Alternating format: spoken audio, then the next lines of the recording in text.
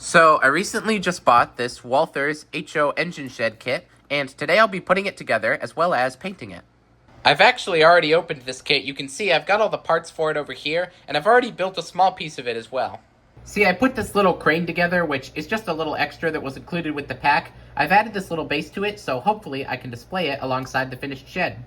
But let's get started on that shed now. I can begin by painting these brick pieces. Now to cut these pieces out, I'll just be using this craft knife, and I can kind of just cut them out like this.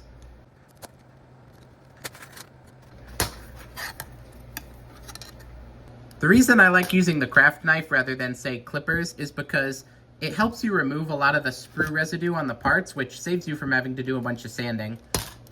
See, instead of sanding, I can just use my knife to scrape off the extra bits, which is really satisfying, but it also works really well. I'll just get the rest of these pieces cut out and then I can go paint them.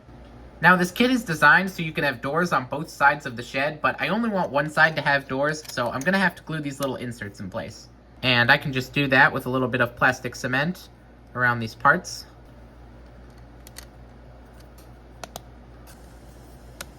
So there you go, now I've got this shed entrance as well as a back wall. Now that I've got all these parts cut out, I can start painting them, and the box says that acrylic paint is recommended, so that's what I'll be using. I'll use some of this blue tack to stick all these parts to these wooden blocks here so that they stay put while I'm painting them. Just like that. I'd like this shed to have a similar color to like Tidmouth sheds, so I need to mix some paints to get that exact shade of tan.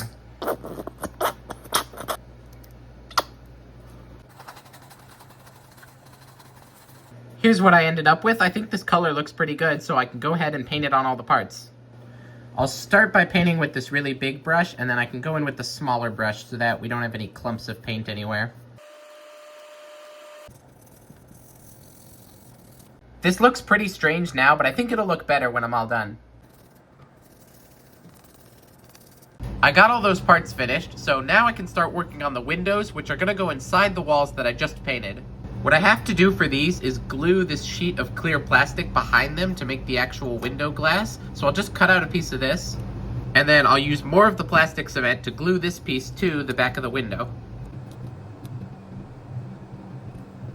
Alright, this looks really great, so I just need to do this for all the other windows.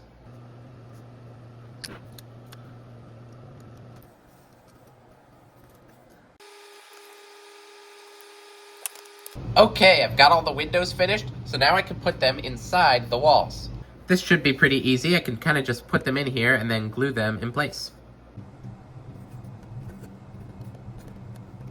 Now that all these walls have windows in them, I think I'm ready to start attaching them to the actual shed. I've got this base here, and it looks like I can just glue the walls to the base.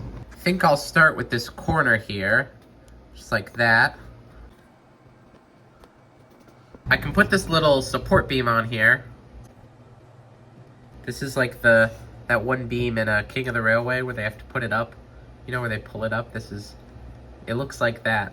And then it looks like it'll just be the same thing for the other three walls. I've already added the glass to these windows, so I should be able to just glue them into these door frames.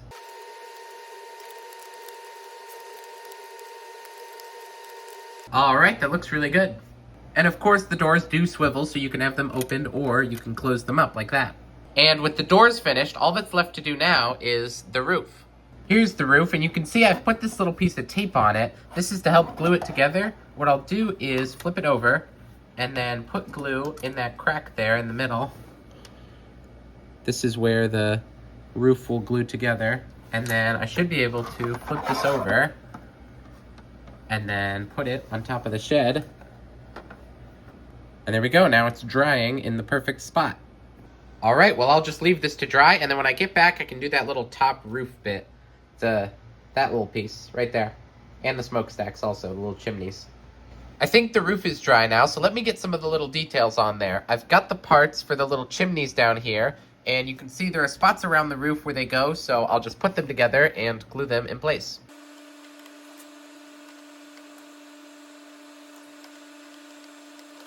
Alright, now I just gotta get that little top bit on there.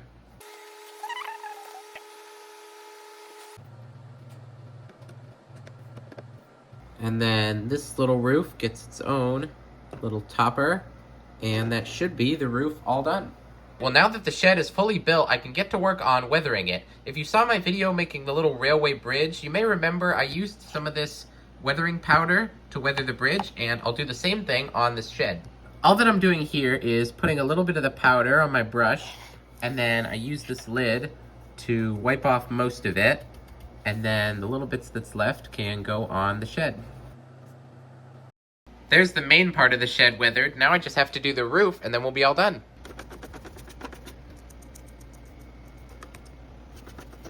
And there you go. There's our completed HO railway shed. And I have to say, this looks really nice. The weathering really added a lot. It really improved the paint job significantly, I think.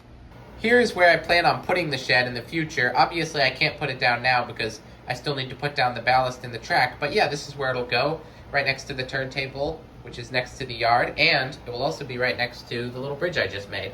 But yeah, hopefully I can do a video in the future building up that part of the yard and installing the shed. But for now, it looks super nice on its own, and I'm super happy with how this kit turned out. I can definitely recommend this Walthers HO engine shed if you ever want to have a shed on your layout. It's a very nice kit. It was pretty easy to assemble, and it looks pretty good in a Thomas & Friends setting, I think, especially with the Tidmouth paint job. But that's all for now. I hope you enjoyed watching me make this shed. Thank you so much for watching, and I will see you in the next one. Bye!